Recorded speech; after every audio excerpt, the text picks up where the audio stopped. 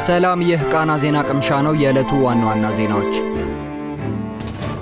ከአሊ አርጃኒ ግድያ ጀርባ ምን እየተከናወነ ነው? እንግዲህ ተገሎ ከሆነ ከግድያው ጀርባ ያለው ሐሳብ ምንድነው በሚለው ላይ በጣም እንክር ያለው ሐሳቦች እንዲታሰቡ ምክንያት የሚሆነው መረጃዎች እንደሚያመላክቱት ከሆነ ዲሞክራሲ ነው የሚል አንድ በተለይ ኢንዲፔንደንት ሊሆኑ መረጃዎችን የሚያቀርብ የዜና ምንጭ አለ። በዛ የዜና ምንጭ ላይ ያገኘሁትን ሐሳብ ነው የምነግራችሁ።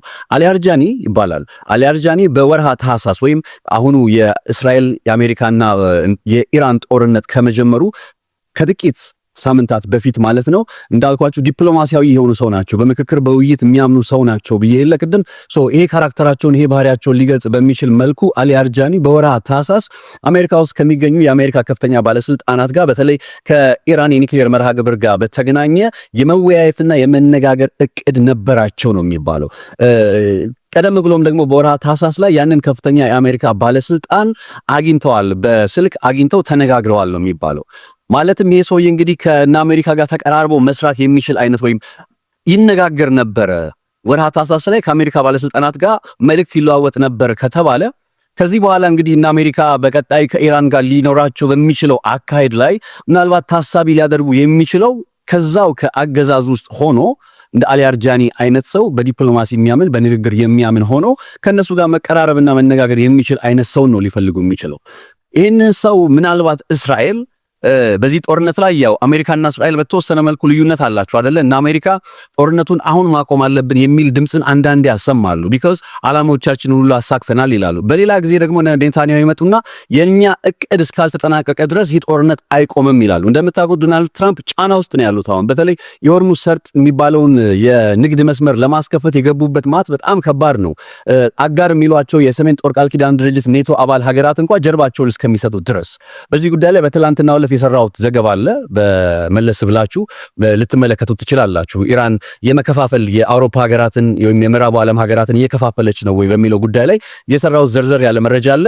በትላንትናው ዕለት የለቀኩት ማለት ነው። እሱን ልትመለከቱት ትችላላችሁ። ወደዚህኛው ወደ ዛሬው ጉዳይ ስመለስ ግን እንግዲህ ዶናልድ ትራምፕ በእንዲህ አይነት ጫና ውስጥ ነው ከተባሉ በአንድም ይሁን በሌላ ከዛ ከኢራን ውስጥ የሚመጣ አብሯቸው ሊሰራ የሚችል ሊመካከር ሊነጋገር የሚችል አብሮ ባይሰራ እንኳን እንደው ለውይይት በሩ ክፍት የሆነ አይነት ሰው በሚኖርበት ጊዜ ላይ ምናልባት ተስፋ ሊያደርጉ ይችላሉ።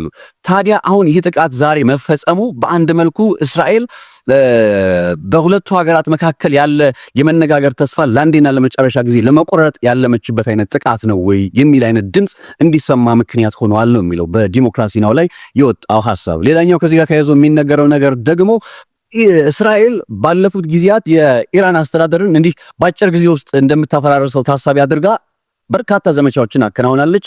ዛሬም ግን ጦርነቱ አልቆመም። ጥቃቱም እየቀጠለ ቢሆንም ጦርነቱ አልቆመም። በቃ ይሄ ጉዳይ ታዲያ ምናልባት እስራኤል መልሶ ቀደም ባሉት ዓመታት የምትከተለውን አይነት የጦርነት ስልት እንድትከተል እያደረጋት ይሆን ወይ? ያ ማለት ምን ማለት ነው?